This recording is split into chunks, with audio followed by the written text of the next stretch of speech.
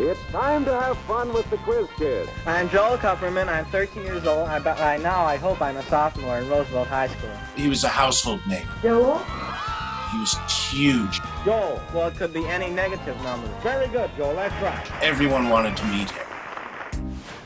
That young teen, Joel Kupperman, would become Michael Kupperman's dad. My father was a child prodigy on a show called The Quiz Kids, which had started in 1940 and was a huge hit, where kids answered questions that were sent in by the audience. Michael wrote an unusual book about his father's unusual life, a graphic memoir called All the Answers. He went on in August 1942, and he stayed on the show until 1952, and was on it not every week, but I think he did 300, 400 shows total. He would answer math questions. Joel, do you disagree? My father was very, very good with math and could do 6-digit multiplications in his head when he was 6. So if you take the 1 over x plus 1, it'll come out even. Little Joel rubbed shoulders with the A-listers of the era like Orson Welles, Bob Hope, and Milton Berle. Joel? I believe it's true. Did you say it's true? Let's give Joel a hand. I think he's absolutely right. Come on, let's hear it. Joel even appeared in a forgettable Hollywood movie called Chip Off the Old Block. Hey, Sonny, who are you? I'm Joel Kupperman. Joel Kupperman, the quiz kid? Sure. But his father's life in the limelight came at a cost. There were a lot of people inspired by the Quiz Kids, almost equal to the amount who hated the Quiz Kids. I think it really damaged his life in some ways, his adult life.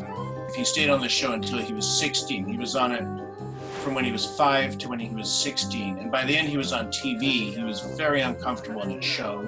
See, 105 to 7 is equal to 15 to x.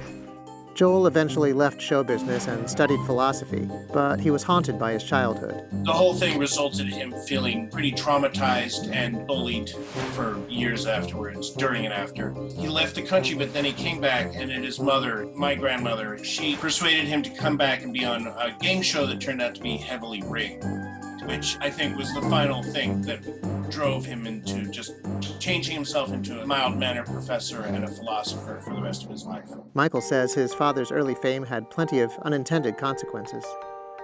Being famous to that level, it must be an intense experience, and I don't think people understand that until they're in it. He was thrust into it before he was too young to really understand anything. I think the effect of the fame afterwards was to make him want to hide.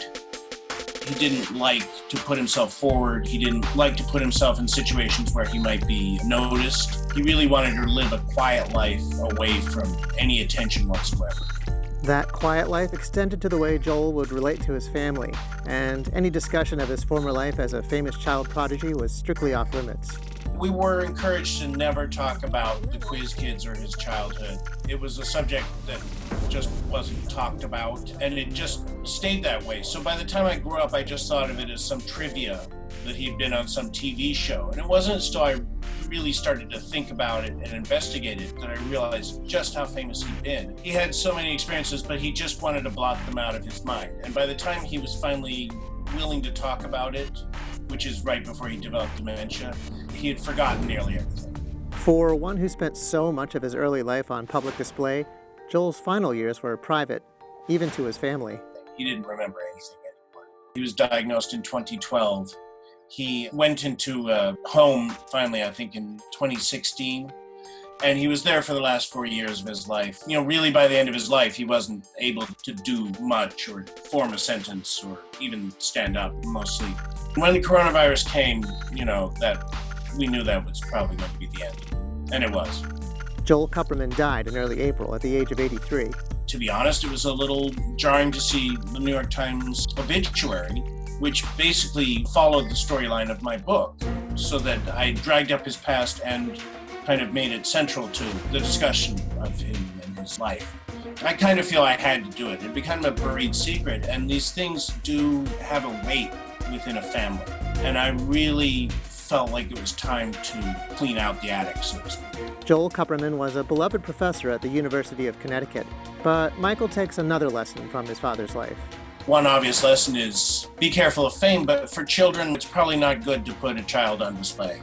They tried to make him a perfect child, And that's not how you make a functioning adult. This is Nick Poppy for InsideEdition.com.